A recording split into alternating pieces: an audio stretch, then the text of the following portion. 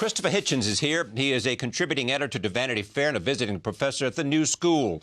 His books include Letters to a Young Contrarian and Why Orwell Matters. His new book is called God is Not Great, How Religion Poisons Everything. I am pleased to have him back at this table. Welcome back. Nice to be back. All right, let me first talk about Iraq before we talk about God. Okay. Or the absence of God in your judgment. Iraq is being destroyed by the parties of God. Iraqi society is being poisoned by theocracy and its killers and torturers. It's a good place to start. Why not? Where do you think it's going to go? Where do you think it's going to end up? And I might add that I have very little patience with people who say that the mass murder and slaughter and torture of Iraqis is all the fault of George Bush or Paul Bremer. They may have made a lot of blunders there, but the people who are doing the killing are the ones who should be blamed, and they do it in God's name, and they even kill their co-religionists over an insignificant difference. Or destroy their own religious sites. Yes, they blow up a mosque, which no secularist would ever, no atheist would ever allow. The desecration of a building, a religious building in that way. I mean, it horrifies me. And we have a natural resistance in ourselves to desecration, to profanity. To blow up a mosque, the Golden Dome at Samarra, one of the most beautiful buildings in the world, callously destroyed by people in the name of God. This is why I wanted Al-Qaeda, not so much Sunni Shia. It's by Al-Qaeda. It unleashed Sunni Shia because Al-Qaeda meant to do that. Al-Qaeda is a Sunni gang backed by, including the person who committed that awful crime, a former member of Saddam Hussein's secret police, by the way, Ba'athist. But their aim is to start a Sunni Shia. So, well, that's how pitiless they are. That's how justified their faith-based politics make them. Notwithstanding your own support in the beginning, notwithstanding the acknowledgement by lots of people, both who like the president or don't like the president, all the mistakes, do you think it's going to end in defeat for the United States? I do now think it is, because I think that it's become evident to a large number of people in the region that they only have to wait, that the United States is not going to stay. Even the president only talks about timetable for withdrawal now. Petraeus has said there's a Washington clock which is running faster than the Baghdad clock. Well, you don't have to have a very strong sense of history or timing, which in the region they do have a fairly strong sense of. Okay, this is a phase that'll be over soon. Well, that means our friends are going to be gutted and slaughtered. The people who trusted us are going to be, they'll be lucky if they die quickly. A country with more oil than Saudi Arabia or Iran will fall into the hands of the scum of the earth. I hope those who want to detach from it are going to be happy with what they get. Okay, stop there. Some of that. First of all, you say it's a defeat for us, and what are the consequences? It's not a defeat for us. It's a defeat for Iraqi and Kurdish society. Because they suffer the consequences. Yeah. But are there consequences for the United States, in your judgment, or for the United States and Great Britain? Yeah, living with the shame of betraying the democratic Iraqis and living with the hell that will overcome their society when the parties of God have their way, and living with the knowledge that the keystone state in the region, the one between the theocracy in Iran, the Shia theocracy, and the Sunni theocracy, the Wahhabi theocracy in Saudi Arabia, and a country, Iraq, that has more oil than either of them. Well, does it have more oil? We've done a lot of prospecting and exploring. Who is we? Our side. Well, I'm not ashamed to call it. No, I don't mean that, but because I haven't seen that. General Petraeus on the show last week said that Iran, because of new discoveries, is now the second largest. Iraq, you mean? Iraq is now the second largest source of oil, not the first. You just said it'll have more oil than Iran and Saudi Arabia together. I think it already had more than Saudi Arabia. But the discoveries are interesting. Are very interesting, too, because they're in the newest ones are in Al-Anbar province, the huge, thinly populated province that Al-Qaeda thinks it can take over, that extends between Baghdad and the border of Jordan. Now, that's which means that you could have a fair distribution of oil, because up till now, most of the oil has been in Shia or Kurdish areas. We've done a lot of prospecting and investigation. And now we're going to give all this away, this fantastic wealth, on a choke point of the Gulf in the world economy. We're going to give it away to the parties of God just to satisfy a public opinion that's been conditioned for defeat. I mean, if the United States thinks it can live with a shame like that, it'll have to get ready to do so. But how will, two things. One, how will it affect our reputation and credibility in the rest of the world? Will we be said you don't want to be or go to war with the United States, or you don't want to be involved with the United States because in the end the pain will be too much and they will leave? Or you could put it more or will shortly it be than that. said the United States is a fool and they went to war on a mistaken assumption and they should never have gone in there, and look what it did, and they are not to be trusted? You could, I could put it much more pungently than that. Not to say that you were verbose, but I mean, I think the short way of saying it is this. It will become evident that it's more dangerous in that region to be a friend of ours than to be an enemy. And that's a pretty final judgment, don't you? You have no criticism of the Iraqis per se, because after the toppling of Saddam, their opportunity to change their own country. What we are missing now is a political solution. Well, I'm a great friend of the Patriotic Union of Kurdistan and President Talabani's party. Right. And I was recently in those provinces of northern Iraq, Kurdistan. I was in Baghdad as well. I spent most of my time in the north, where they've done everything we could have asked of them. There are no American or British soldiers there. They don't need them. There hasn't been a car bomb or an attack of that sort since 2004. But clearly Kurdistan was not what Baghdad was. No, but it used to be the most tribal, the most backward, the most primitive, mountainous part of the country. And the Kurds used to kill each other, but for tribal reasons, not religious. One thing they don't do, they don't have mullahs there in a big way. Everyone's a Muslim, Sunni Muslim actually, but the imams don't rule. Women go to school and no one wears a veil, that sort of thing. But that's fairly recent too. They've solved their own problems. The internecine, where they don't shoot each other anymore. They've acted in an exemplary manner. So much so that we don't even notice them. And none of our people has ever been killed there, and they're building a memorial for the American soldiers who've been killed elsewhere. And it's just openly, callously said by the majority leader of the United States Senate, never mind, we just want out. We just want out. The hell with them. Let them hang. We've betrayed the Kurds, 3-4 times before, ever since Kissinger? Now, without conscience, planning to do it again? I just say for shame, Charlie, I just do. I'm not going to let it happen without making a huge row, and I hope you'll join me on this point.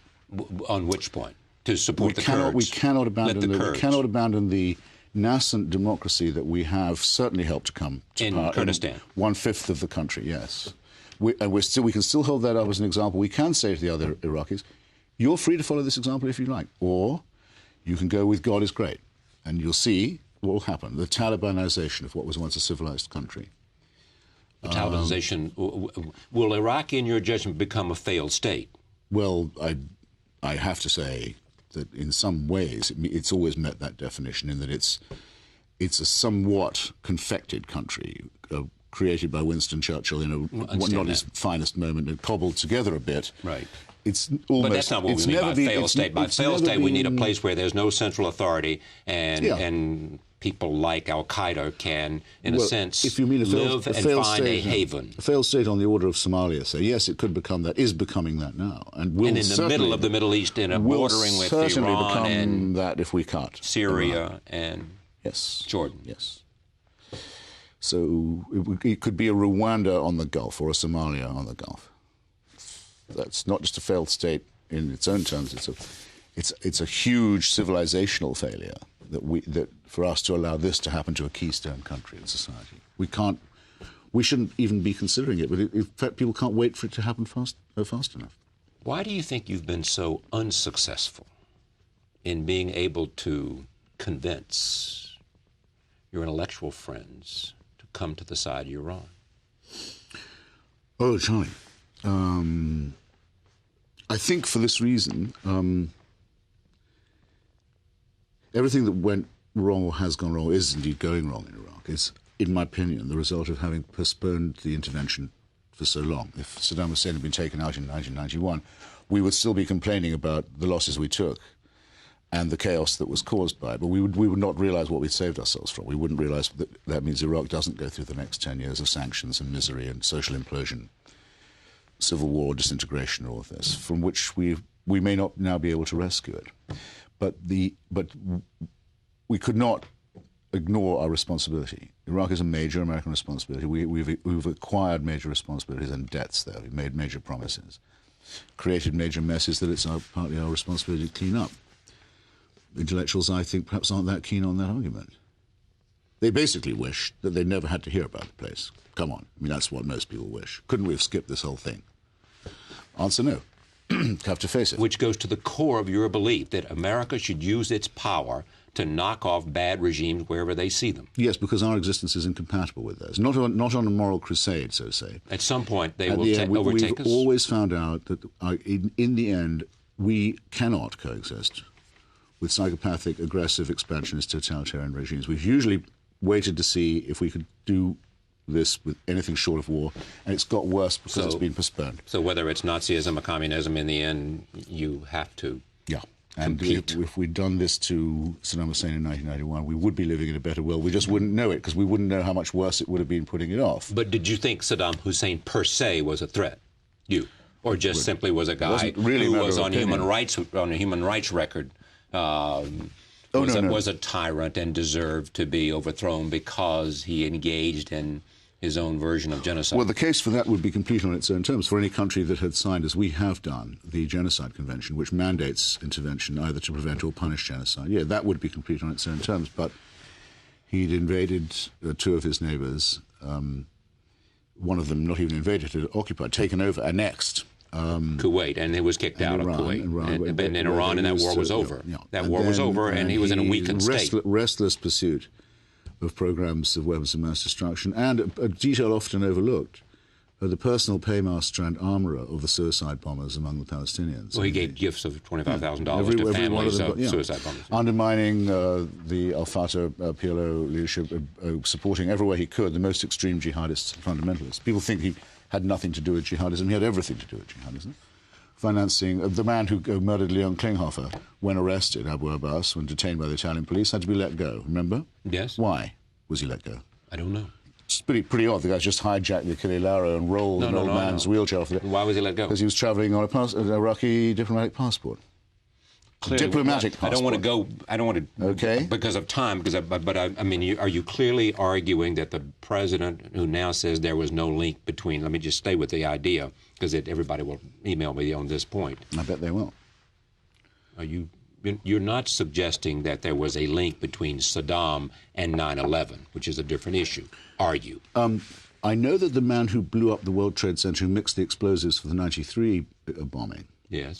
You mean you know him personally because you've talked to him? No, I knew him. I know that man went straight, when released by our brilliant FBI, right, after being detained on bail, went straight to Iraq, which is a very hard country to get into, just as then it was a very hard country to get out of, and was kept under Saddam Hussein's hospitality ever afterwards. I'm in favour of making the worst assumption about Saddam Hussein at all times, but I know more than anyone else about any direct connection with him and 9/11. Between him and Al-Qaeda, there's a lot of overlap. Tenet and whose book you reviewed, I want to come to that in a moment. Well, hold off on that for a second.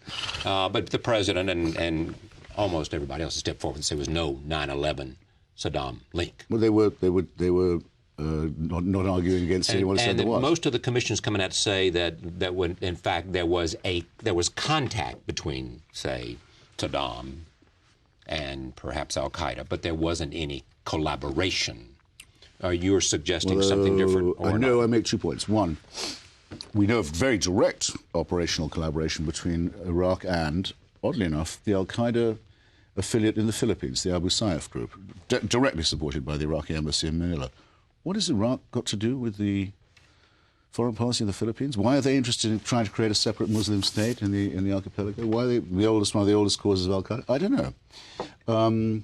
As for the connection with the main branch, we know they flirted with each other. We know they admired and praised each other. We know they both said they had a common enemy. My view would be that's as far as it's ever going to go. We're not going to wait to find out the rest. That's enough. Goodbye. We are not. That is the closest to the head of the Iraqi government. When Saudi Arabia and Pakistan, not our friends, were throwing out people with Al-Qaeda connections after 9/11, Iraq was inviting them in. Iraq was inviting them in. You want to take that chance? But as you dismissed them, a whole series of American presidents considered both of them, Saudi Arabia and Pakistan, our friend. Mm-hmm. So much more for them. Right. These people were inside our defense perimeter, and the Pakistanis were the patrons of the Taliban. The Taliban is another name for Pakistani colonization of Afghanistan, and they were the incubators of Al-Qaeda. And they had al-Qaeda sympathizers in their nuclear program. And you think... And the CIA knew nothing about it. The CIA knew nothing about it. Before I turn to this book, two of your best friends are Ian McEwan and Martin Amis, correct? Yes, I'm proud to say, yeah. I am, so am I. Ian is the dedicatee of this book. I understand that. Do they share different points of view on this that are with respect to the Iraqi war that you have? The position they take on the Iraq war is one of disappointment. I mean by that to say that they were with me in hoping that it would be a success and in believing that it was justified. I don't think they would have gone as far as I did in saying it was also necessary and inevitable, but they would have both do say it was justified. And they're distressed, as many of America's friends from afar are, by the unbelievable sabotage of Iraqi society that has been undertaken by the parties of God in order that the society be destroyed rather than allowed a chance at federalism, secularism, or democracy. And that they do understand is the real problem. They're very clear about jihadism being the main enemy, both of them. Tony Blair leaves government. Yes. Are you sad about that? Very, yeah. I think it's a great loss. And unfortunately... After 10 years, by the way. It will be 10 years, I think today, or May Day, very recent, this week. I wanted him to stay on until he'd at least outlived Mrs. Thatcher in power, her record. How long was she there, 10, 11? I think it was nearly 14. Was it really? Yeah, amazing. And it's unfortunately, it's his own fault. He set his own timetable. Once he announced that he wouldn't complete a term, another term, he changed the subject not from whether you're going to retire to when. So he could never get any peace from this question, and there was no other topic of conversation. His fault, pity. This book is called God Is Not Great. God is in small letter, then larger is not, and then great is at the center. Subtitle, How Religion Poisons Everything. Clearly, by God, you mean any God, not any particular religious God, any particular faith. Any God is not any great. surrender of reason. The idea of any surrender, any belief, any faith in a God credulity poisons everything. Yeah. Credulity, superstition, the building of altars and idols, the worship of non-existent entities, the attempt to derive morality from the supernatural. All of that is more, I think, than mistaken or irritating. It's becoming actually very menacing now. The people who think they have permission of that sort from the heavens are trying to kill us. Or sometimes more mildly insisting that our children be taught nonsense in schools, or telling us that AIDS may be bad in Africa but condoms are much worse, or stem cell research shouldn't be done. But wherever you turn, if you find this barbaric foe, you'll find that this person is giving himself religious permission. Yeah.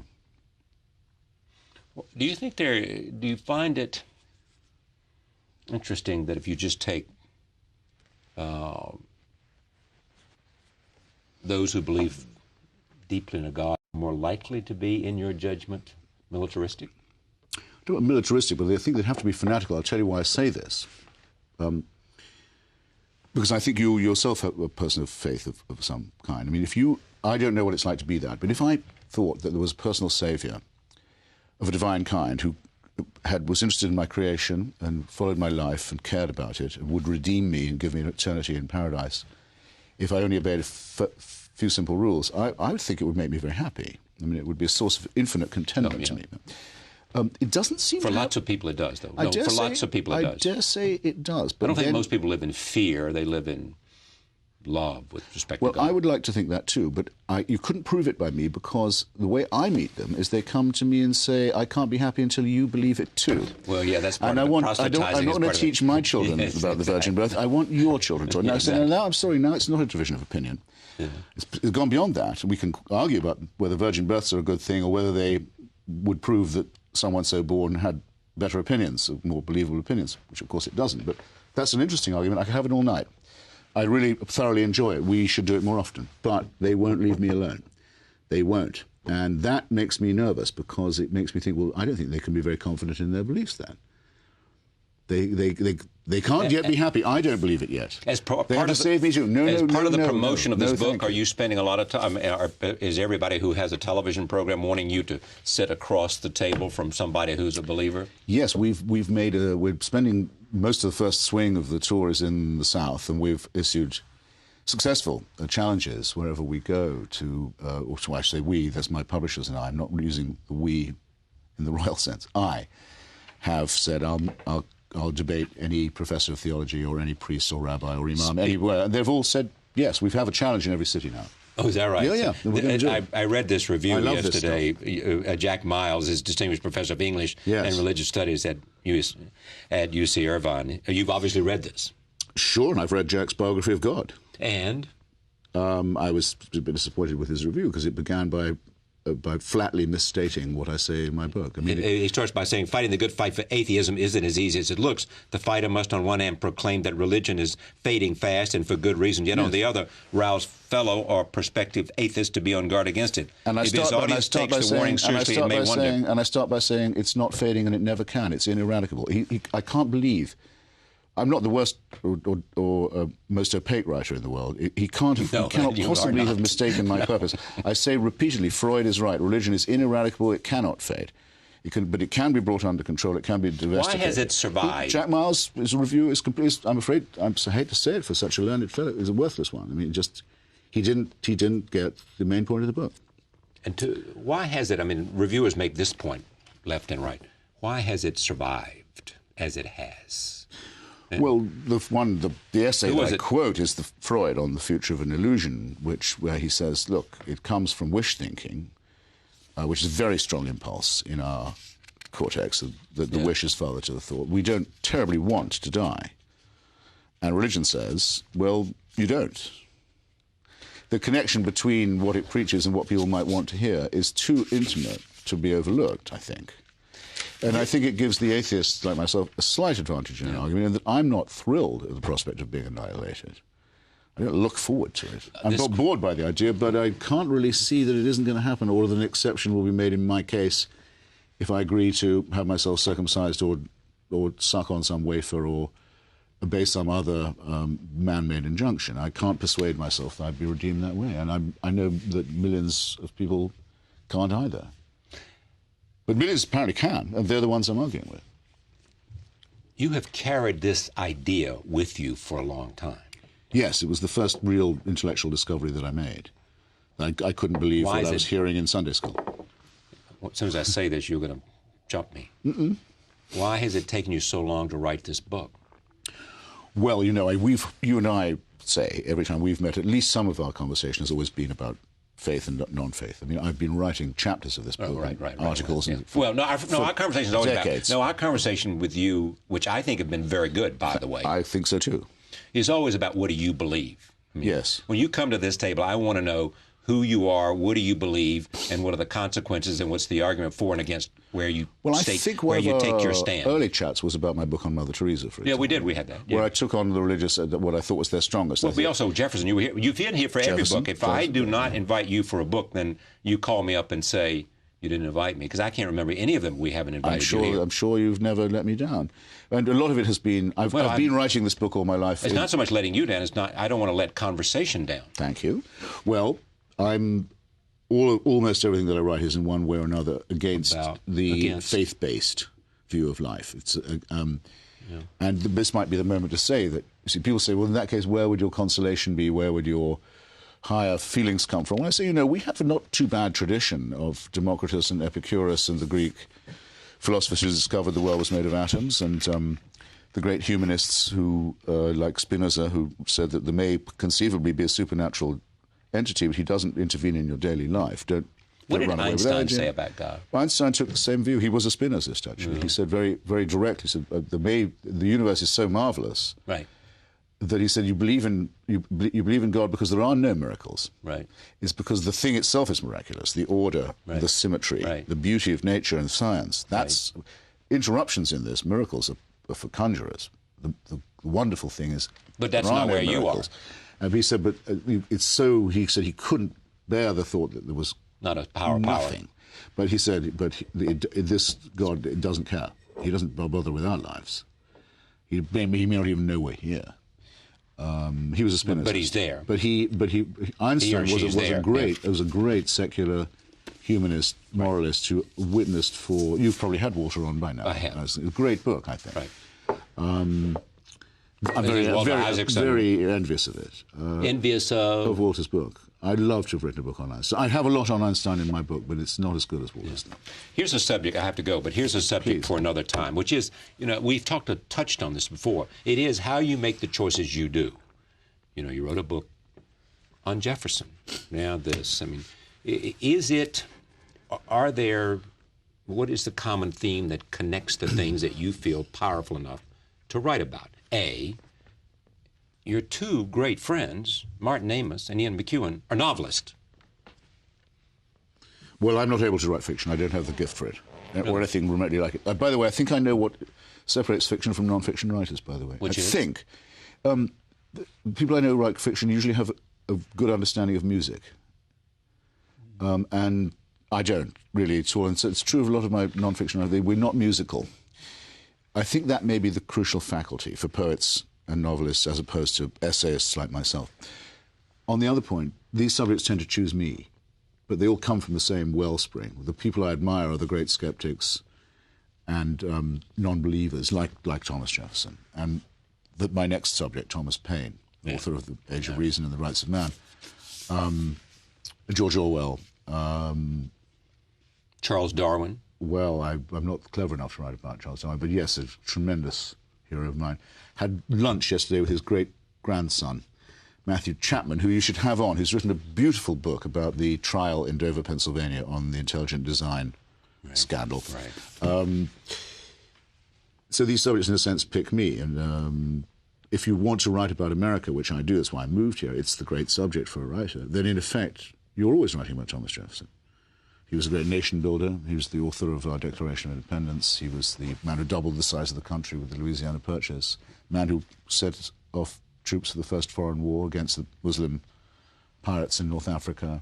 It's an extraordinary life. Founded the University of Virginia, rewrote the New Testament. Took a Testament in one hand, a razor in the other, produced the Jefferson Bible, and that was his retirement job. It's astonishing. Great botanist. Never wrote a book. Did he? No, but he's never wrote a book. But his collected letters are majestic work. And, this book is called "God Is Not Great: How Religion Proves That the Greatness of the United States Is in Its Secular Constitution." He took most pride in one. He founded not being president. Founded the University of Virginia. He wrote the articles. The Virginia Statute on Religious Freedom. That's on his obelisk. Right. He wanted to remember for that the Declaration and the University. And the Virginia Declaration becomes the First Amendment to the Constitution, which says the state can't intervene in religion. And we have no idea how lucky we are to have this constitutional protection. God Is Not Great: How Religion Poisons Everything. Christopher Hitchens, thank you for coming. Charlie. Thank you for joining us. See you next time.